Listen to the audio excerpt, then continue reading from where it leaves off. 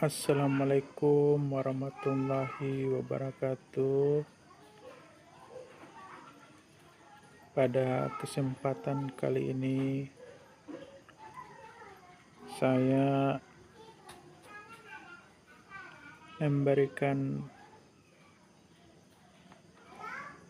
kritikan serta solusi dari rasa produk kapal api.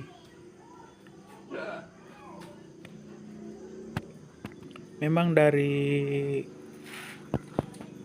penyajian setiap daerah itu berbeda dari cara misalnya ketika sudah disiram ditambah ditambah sesuatu yang bisa menambah rasa, misalnya cingkeh. Tapi biasanya ini di Kalimantan ini kok kapal api ini tidak selalu disodori lagi cingkeh sebagai surplus. Nah, ini biasanya akan menjadi kenikmatan tersendiri untuk penikmat kopi kapal api tentunya. Tapi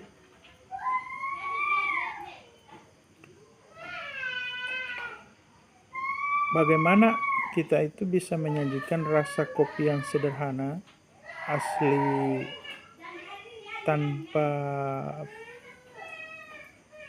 campuran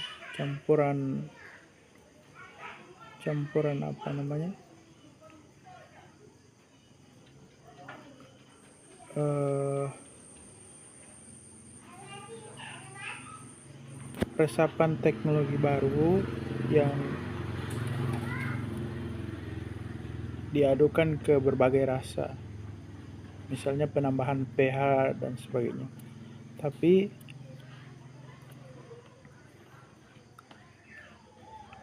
apa yang menjadi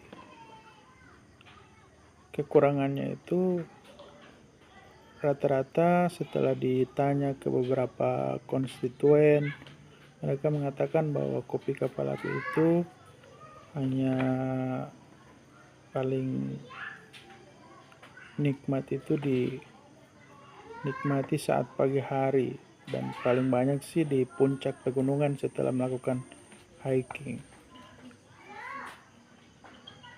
Dari sisi ekonomi sendiri, biasanya para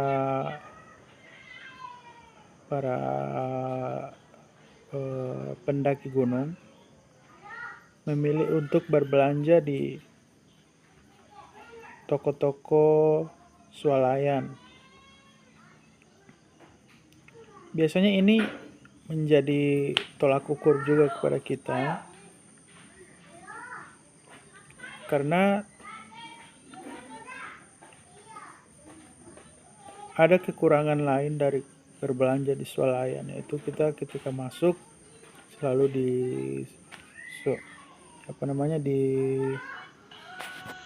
dibebani dengan biaya parkir.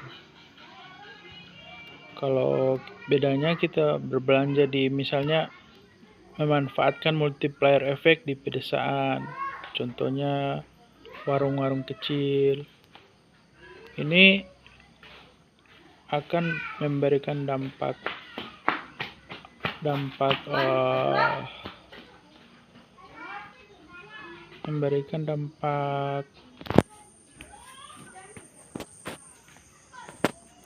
saling menguntungkan antar sesama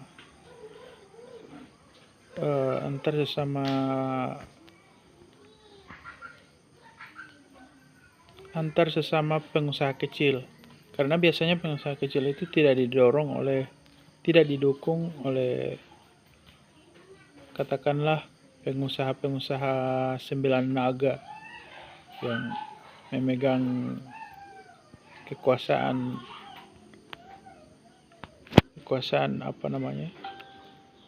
adik kuasa di negara kita, Republik Indonesia.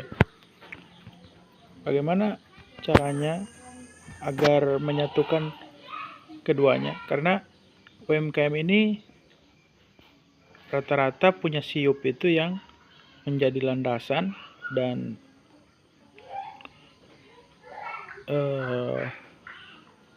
boleh dibilang di bawah naungan pemerintah desa, misalnya pemerintah desa. Kita belum menyebutnya di kelurahan, karena kelurahan itu masih ada di tingkat perkotaan. Nah, bagaimana untuk perusahaan ini bisa berkolaborasi langsung dengan UMKM di pedesaan? Tentunya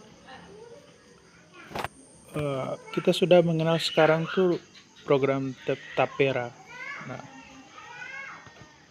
Tapera ini kan membebani, sangat-sangat membebani. Bagi orang kaya itu memang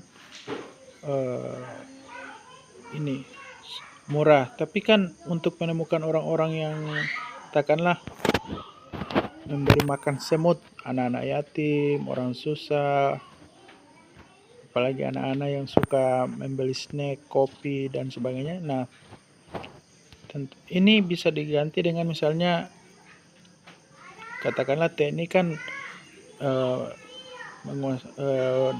APBN kan paling banyak dikasih ke militer. Nah, TNI ini misalnya diberi wewenang untuk selalu berkunjung ke desa itu setiap minggu, di seluruh desa setiap minggu, dan setiap paginya pasti ada pembeli yang masuk ke UMKM, kios warung-warung kecil di desa. Selain menjadi gotong royong pula ya, ini bisa menumbuhkan ekonomi Indonesia lebih kuat dari desa, tanpa memperhatikan perusahaan-perusahaan besar yang tidak mau diajak kerjasama dengan pemerintah. Memang mereka menguasai, katakanlah dikuasai lah, tapi negosiasi itu kan hanya bisa dilakukan apabila ada tindakan-tindakan kecil di desa, misalnya dari tentara bergotong royong datang ke desa, misalnya melakukan pekerjaan-pekerjaan lapangan, pembuatan pagar, pembersihan got, dan sebagainya. Ini tentunya, misal contohnya seorang Bobon Santoso saja datang ke Papua, itu dia bisa meneteskan air mata. Nah, sangat mungkin juga para pengusaha misalnya Sembilan Naga ini ketika melihat dokumentasi dan keadaan seperti itu, karena ini biasanya tidak terekspos, keadaan seperti itu akan menyentuh kolbu mereka untuk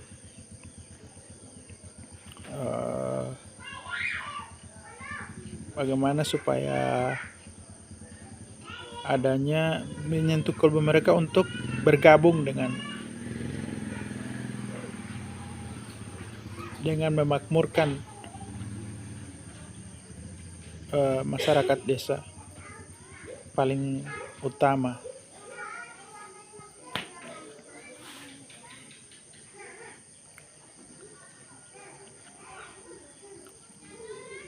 Terima kasih. Semoga solusi itu bisa memberikan manfaat. Saya tidak hebat, tapi masukan itu biasanya menjadi salah satu tolak ukur untuk kebermanfaatan bersama. Terima kasih. Wassalamualaikum warahmatullahi wabarakatuh.